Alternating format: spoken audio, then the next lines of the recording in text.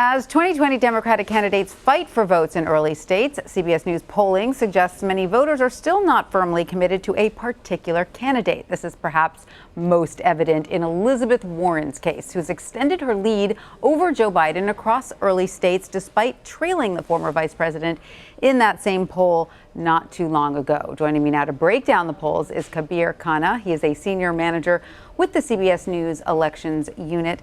Kabir, thank you so much. So, our polling shows that this race is still pretty fluid, right? And that voters aren't necessarily set on any one candidate yet. What does that tell you about the race overall going forward? No one should feel secure. I think so. Yeah, it's definitely been a very fluid race. And the reason we know that is that we've amassed a pretty amazing data set by polling voters in the early primary and caucus states since July. And one of the key components of the Battleground Tracker is recontacting the same voters, talking to them again and again to see how their minds change over the course of a campaign. And do you know how many of those people have had their minds change multiple times? We do. So what I did is I looked at people who we talked to in July, September, and October. That's 3 times.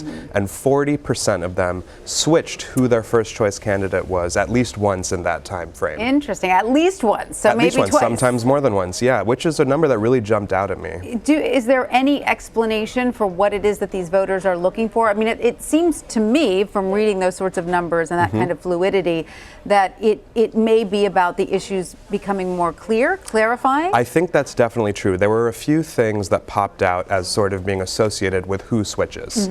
One thing is voters' self-described ideology. So Democrats who identify as being somewhat liberal as opposed to very liberal or even moderate or conservative switched their first choice candidate more often than the very liberal voters who have been pretty locked into Bernie Sanders and Elizabeth Warren since the summer. Interesting. So those are the voters who are maybe a little bit more middle of the road, and they're trying to sort of tease out who aligns with them. Yeah, exactly. And the other thing we've seen is that they're not as engaged as the very liberal wing of the party, which has been more tuned into the campaign and more vocal over the past few months. And so do you have an idea of these demographics?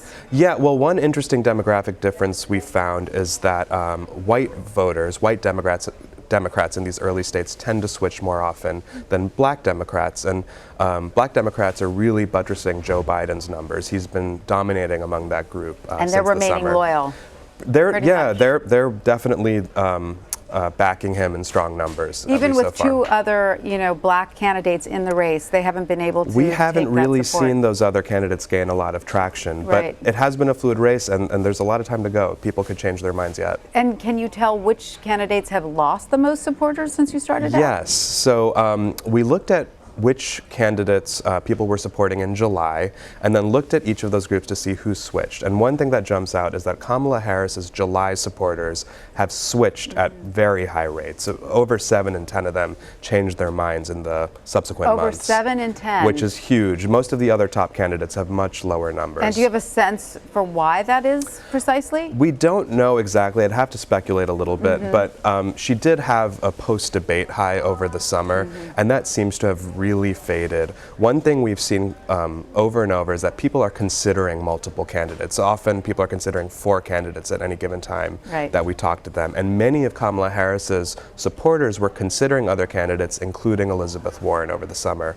A lot of those people have since switched to Warren or other candidates as their first choice. But at this point, how solidified is it? Because now they know more, right? At this point of the race, they know more. They know more about Warren's, platform. They know about Harris's platform. They know more. So at this point, do you expect to see fewer people change their minds? It's a really good question, and without a crystal ball, I don't know for sure. But what's interesting is that because we talked to people 3 times, we saw some people switch and then switch back. So just because someone switches away from a candidate doesn't mean they're gone forever. So there are chances that candidate can win back those voters that they lost. For sure. Like Pete Buttigieg, for example, has 11% of his July supporters switching back to him in October. Very interesting. He did go through a difficult point. I remember when he had to deal with some things in his hometown. Yes. And I think he lost some support there. Possibly, he may have regained some of it. Interesting. Very interesting stuff. Thank you so much, Kabir Khanna, for telling us about the polling.